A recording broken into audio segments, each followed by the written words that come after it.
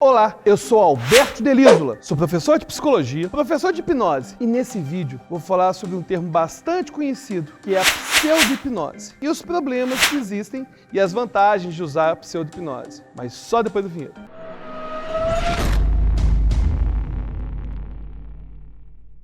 O que é pseudo-hipnose? Ora, se você olhar essa palavra, pseudo significa falso. Então, em geral, uma pseudo-hipnose é você utilizar-se de um recurso que não é hipnose e fingir que é hipnose. Em outras palavras, você engana outra pessoa para que ela ache que aquilo é hipnose. Ora, mas qual seria a vantagem de utilizar-se um artifício como esse? A vantagem seria elevar a expectativa. Porque se a pessoa, por exemplo, experiencia uma pseudo-hipnose e ela acredita que é hipnose, naquele momento, aquela pessoa vai se tornar mais aberta para o processo da hipnose. Quais os tipos de pseudo-hipnose mais utilizados? Ora, a gente vai ter o dedo magnético.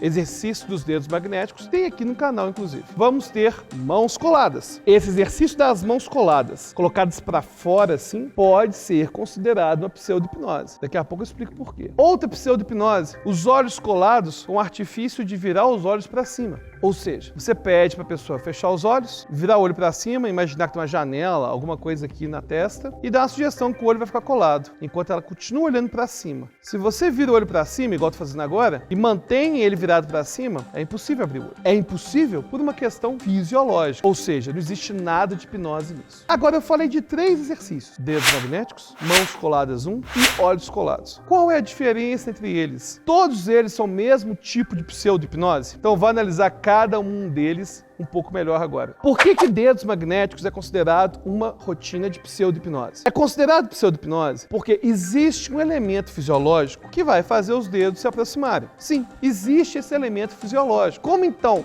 os dedos se movem motivados pela fisiologia, isso pode ser considerado uma pseudo-hipnose, porque não necessariamente esses dedos estão se movendo por causa da sugestão. Segundo exercício, mãos coladas assim nessa posição. Por que pode ser considerado uma pseudo-hipnose?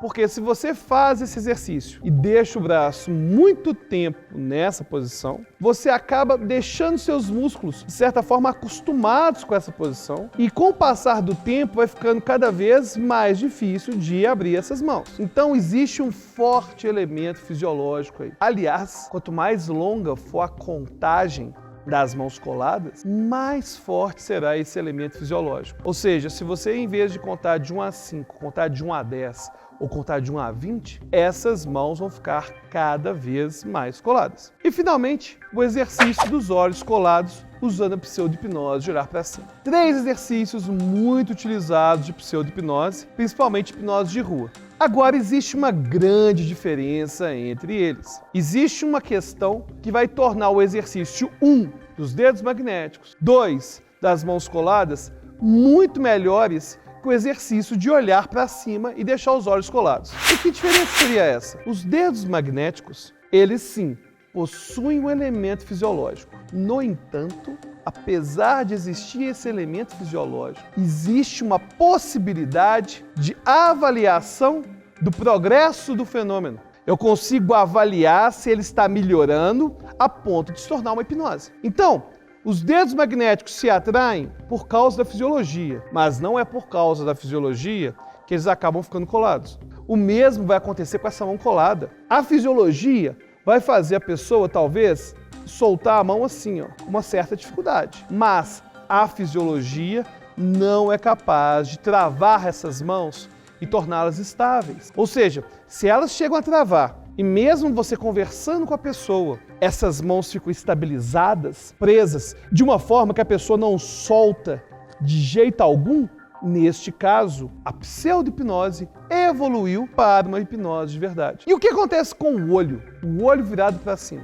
Ele é muito diferente dos outros 2 exercícios, porque ele é infalível. Ele sempre vai funcionar e ele vai funcionar em geral da mesma forma, seja por causa da pseudo-hipnose ou seja por causa da hipnose de verdade. É difícil eu perceber se essa pessoa com o olho colado está com o olho colado pela fisiologia ou pela sugestão. Por isso que eu não faço essa fisiologia dos olhos colados. O exercício se torna infalível. Não é um exercício que vai se transformar em sugestão. Eu não consigo avaliar a melhora do sujeito. Outra pseudo-hipnose que tem gente que adora fazer é a da memória muscular. Você talvez já tenha brincado no colégio. Tem até um vídeo meu sobre isso, sobre memória muscular. Você coloca o braço assim na frente, outra pessoa, essa aqui é outra pessoa, pega esse braço e pede para a pessoa que está com o braço esticado fazer toda a força para cima.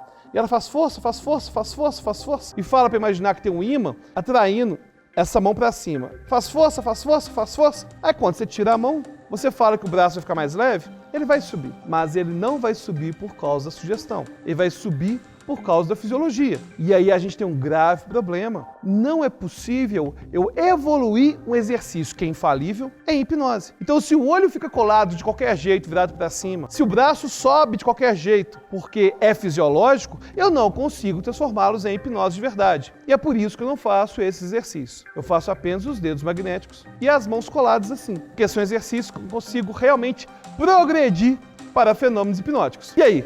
Gostou desse vídeo? Talvez você clique em gostei, talvez você se inscreva, talvez você compartilhe, talvez você faça tudo isso. E até a próxima.